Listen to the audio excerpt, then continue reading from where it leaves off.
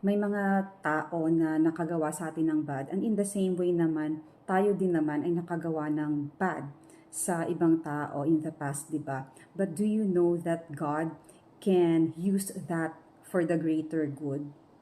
Hindi ko tinotolerate yung mga bad na nagawa natin. Ibig ko lang sabihin is, God can use the cruelty of other people sa gusto niyang mangyari.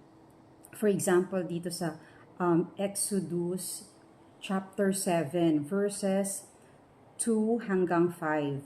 Ito si God ay nagsasalita kay Moses. Sabi niya, "You shall speak all that I command you, and your brother Aaron shall tell Pharaoh to let the people of Israel go out of his land. But I will harden Pharaoh's heart.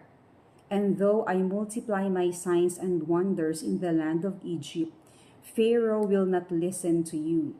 Then I will lay my hand on Egypt and bring my hosts, my people, the children of Israel, out of the land of Egypt by great acts of judgment.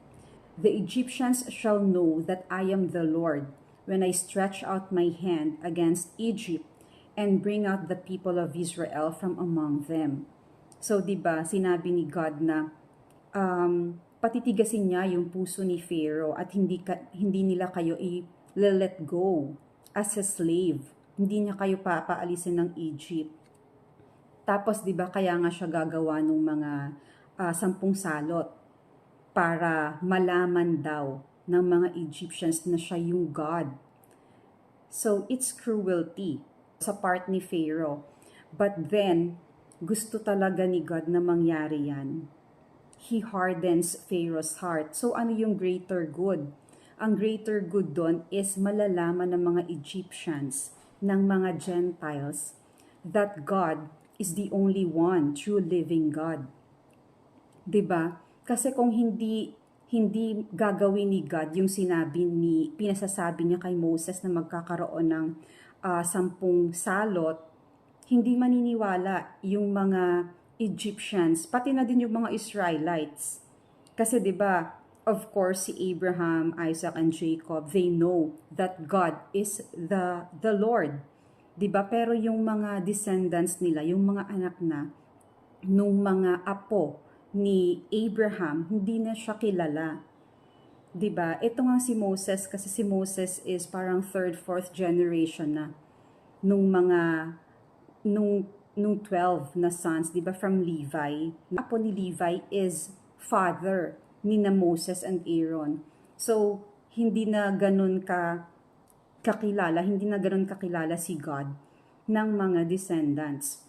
So, kailangan niyang gumawa ng mga signs and wonders para makilala siya and para malaman na talagang siya ang tunay na God.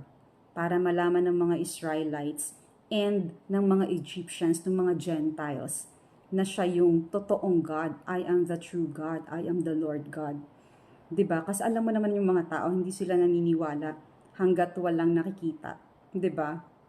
Ganon yung mga tao, walang proof. Kaya nga yung mga atheist, mga agnostics ba yun? Ganyan yung isip nila. Walang God kasi hindi sila naniniwala. Walang proof, hindi daw nila nakikita. 'Di ba? And so, eto nga, gumawa siya ng 10 salot. And ginamit niya yung hard heart ni Pharaoh para magawa niya yung 10 plagues and para malaman ng mga tao na siya yung God. Kasi kung hindi malalaman ng mga tao na may God talaga and na totoo and siya yung God, paano magkakaroon ng salvation yung mga tao? Kasi kung hindi sila naniniwala, hindi rin sila maniniwala na may kabilang buhay, na may dadating na Jesus Christ na magtutubos ng mga kasalanan nila. Paano sila masisave? 'Di ba? So, yun yung greater good. Yung takeaway ko dito, kahit ano pa yung mga nagawang masama ng mga tao sa inyo, ng mga ibang tao sa inyo, gamitin nyo na lang yon to exercise yung pagiging true follower of God. Na parang yung reaction nyo towards sa masamang ginawa sa inyo is Christ-like pa din. And then, try hard to still glorify the Lord sa mga reactions nyo towards dun sa mga bad happenings. 'Di ba?